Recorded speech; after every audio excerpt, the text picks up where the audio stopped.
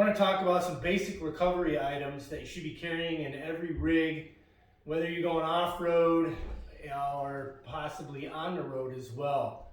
The items I'm going to talk about make up a comprehensive recovery kit of quality stuff and reliable stuff, and those things that are going to get you out of being stuck in a ditch off the side of the road, being stuck on broken ice in the middle of a river, being stuck in the deep swampy mud or in the deep snow like we have out today. It's super icy, super snowy.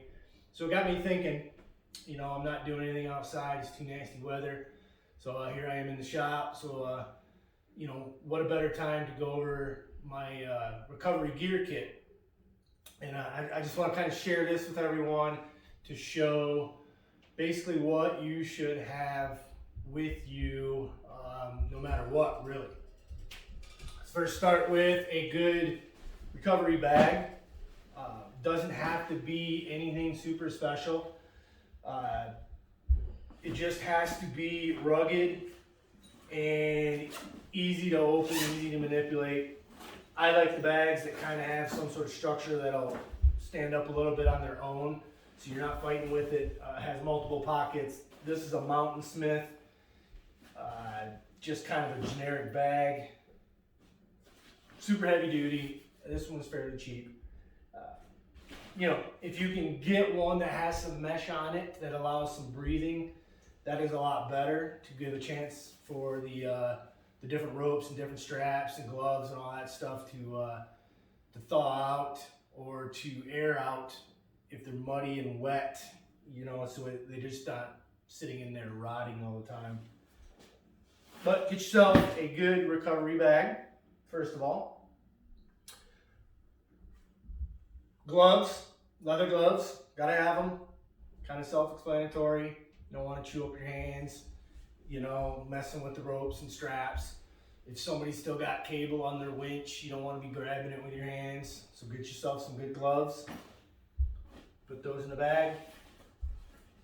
What have I got there? Oh, I got something hidden there I didn't even know about.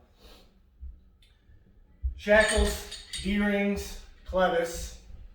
Multiple names for them. Call them whatever you want.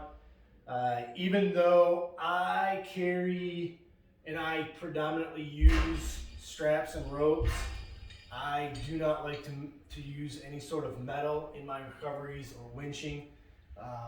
I've developed my own rope only winching system.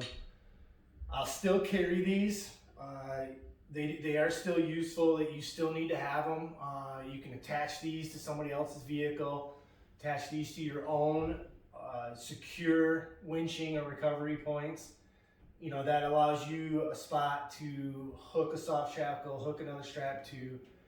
So these, you definitely have to have these. And I know they're getting hard to find in today's world, but you better make sure they're rated.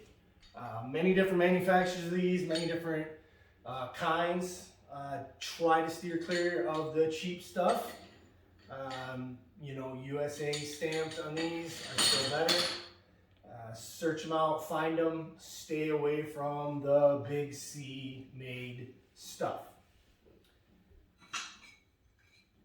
Snatch block. Another good item to have. Make sure you're only using this with your rope if that's what you have on your winch. Do not start using your rope one on somebody else's cable, or don't lend this out to somebody who's running a cable on their winch, because the cable will do some things to the wheels on these, and it's not going to make it as smooth as it needs to be to have the rope on there. It could cause damage. So try not to cross-contaminate stuff between your ropes and your cables. Many makers of this is an ARB, quality stuff. You can buy the same thing. You can buy the foreign-made, big C-made stuff. If you want, you're going to save some money. If you're only going to use it, maybe once a year in a controlled situation, You know, it's your money, it's your rig, it's your equipment. Go ahead and buy it whatever you want. Just be aware that there is, just like everything, different levels of quality, and that is usually based on price, not always. But just because something is a screaming deal and low cost doesn't necessarily mean it's good quality. In today's world, we all fully understand this. You know, and when it comes to recovery equipment, you got to kind of second guess yourself, you know, where you're going to skimp and save money. Is it really worth it when you're going and using this equipment? You know, you're in a, you know, $20,000 rig. Are you going to, you know, rely on, you know, a cheap piece of equipment to get you out time and time again? Or to help somebody else get out of a stuck situation. Something to think about. Now, along with these, you got soft shackles. Basically, they're identical. They serve the same function. You're using this as an anchor point from vehicle to vehicle. You're anchoring your rope to a recovery point, whatever you're doing. This is basically that connection point. Now, the soft shackle is just a soft version of it. It's a rope version of it. Same thing. Many different makers, many different types of rope.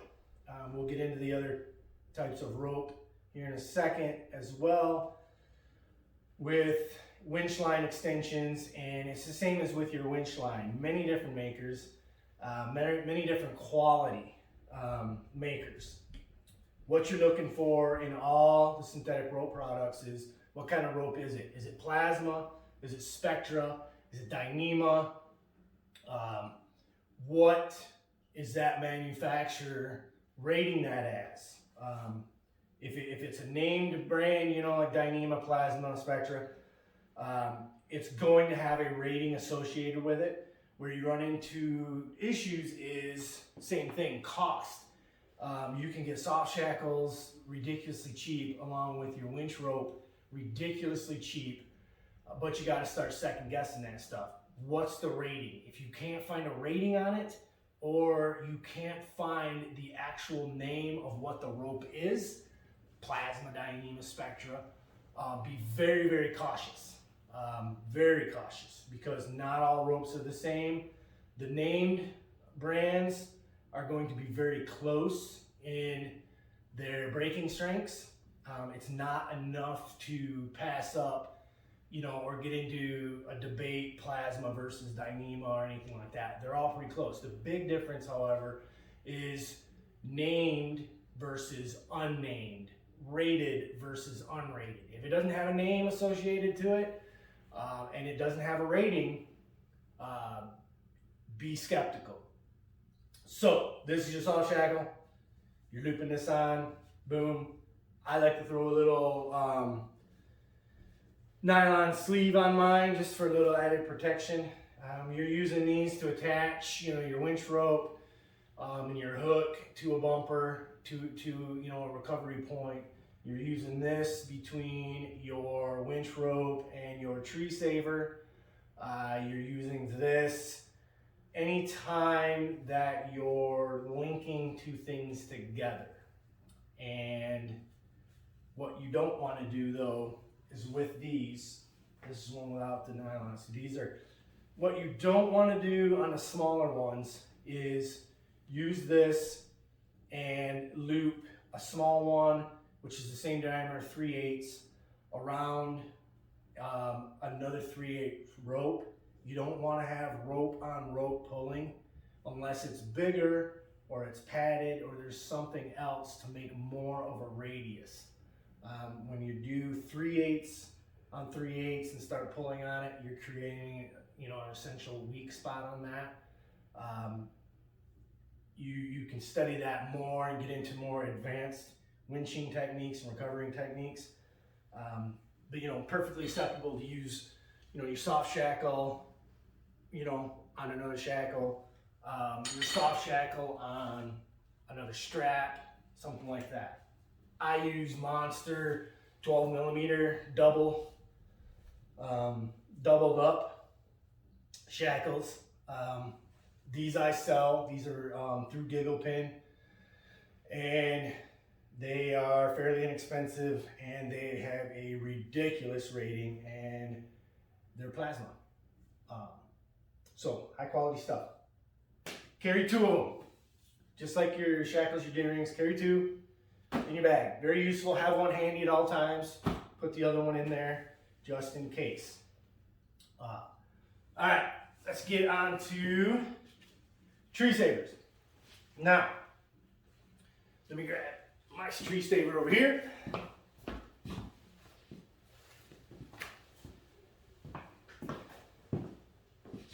Tree savers.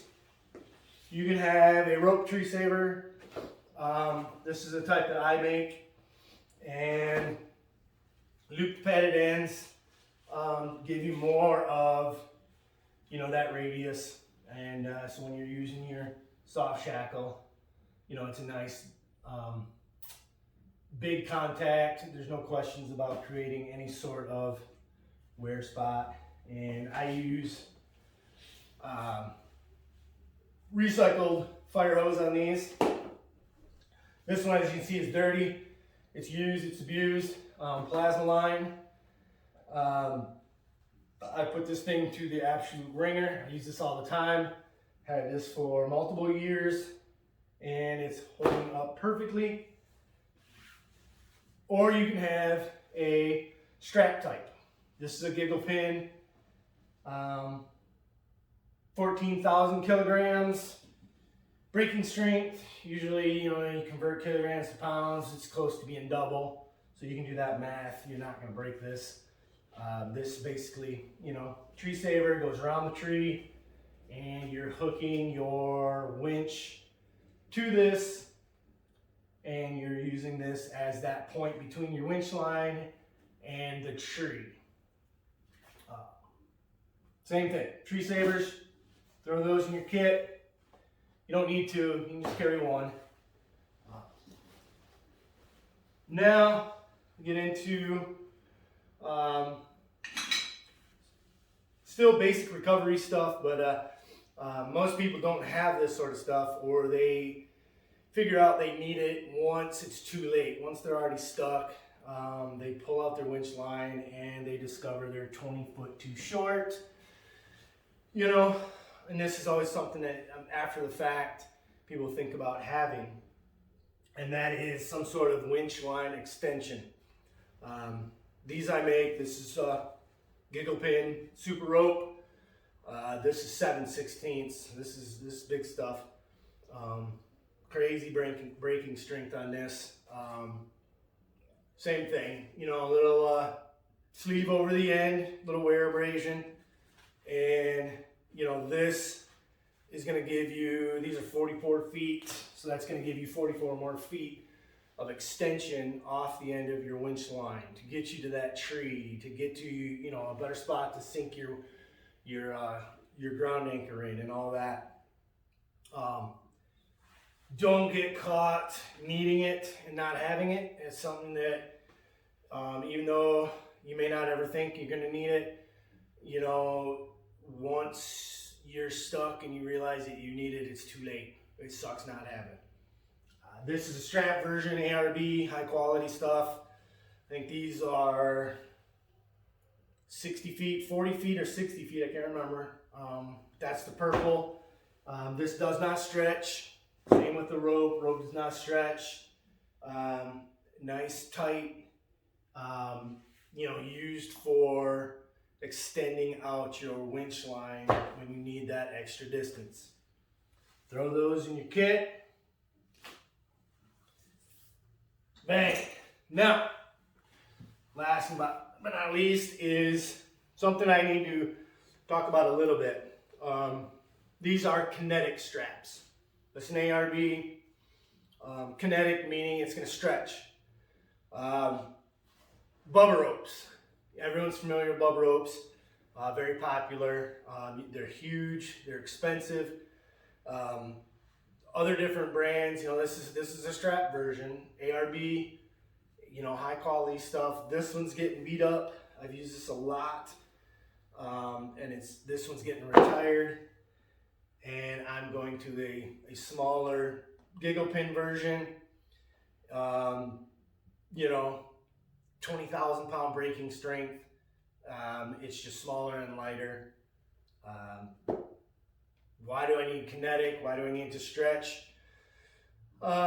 Same with the bubble rope. They're going to stretch, and the theory is, there's energy there. So you pull, that energy transfers to the vehicle that's stuck, and it kind of snatches that out of what it's stuck in. If you've used these before, great. There's a learning curve. Can you damage vehicles? Can you damage your own vehicle? Can things go bad? Absolutely.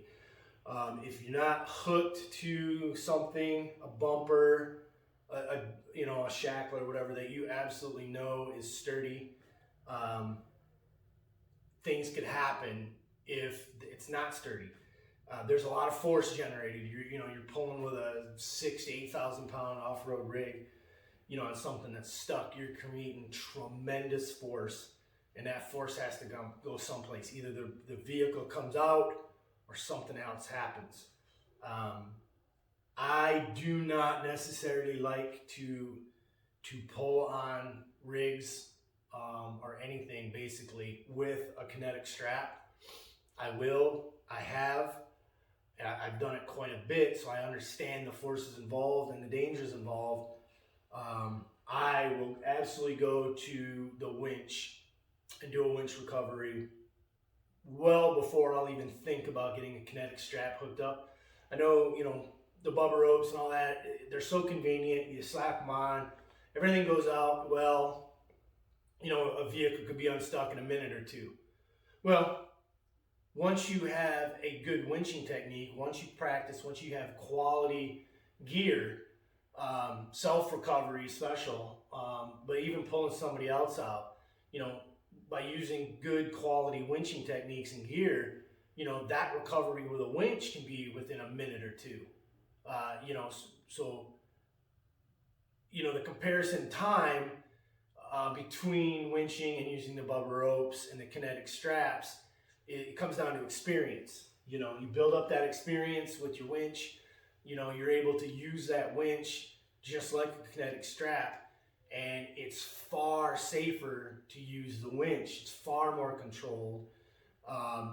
You take away the potential of something drastic happening. Will something still drastic happen with a winch? Of course, but not nearly as much as it does and can with a kinetic strap. Winching, when you do it properly, much more controlled. What's going to happen is far more predictable, and it's slower. You can see what's happening, and you don't get that in a hurry, just kind of throw a strap on there and start tugging scenario that can lead to danger. So get yourself one of these. Use it as a recovery strap. If you want to, if you've got the experience, you know what you're doing, fine and dandy. I carry this, like I said, I'll go to the winching before I will start tugging on somebody with a kinetic strap. I use these for towing. You got a disabled vehicle, and you got to get them out of there, you get them back to trailhead. These are fantastic for towing another rig because, it's kinetic, it will strap. So when you take off, it's a nice cushioned pull, so even if somebody's very inexperienced being pulled in a rig, they're in their steering, they're in there using the brakes, you're not going to have this crazy jerking action, and that force isn't going to be applied to the recovery points. It's not going to be transferred to the bumpers. It's not going to be transferred to those solid things on the rigs. The force is going to be transferred in the kinetic stretching of the strap. So that's what I always recommend, is carry one of these. Very useful, very handy. But use it for towing. only use it for snatching. Same with the bow ropes. You know, the straps, use them only for snatching if you have to. Always go to your winch first and go that safer route and make it much enjoyable for everyone else. I hope this helps some people, and get out there on the trails and enjoy the mud, enjoy the ice, enjoy the snow here that we're having in Alaska right now, and get out in it.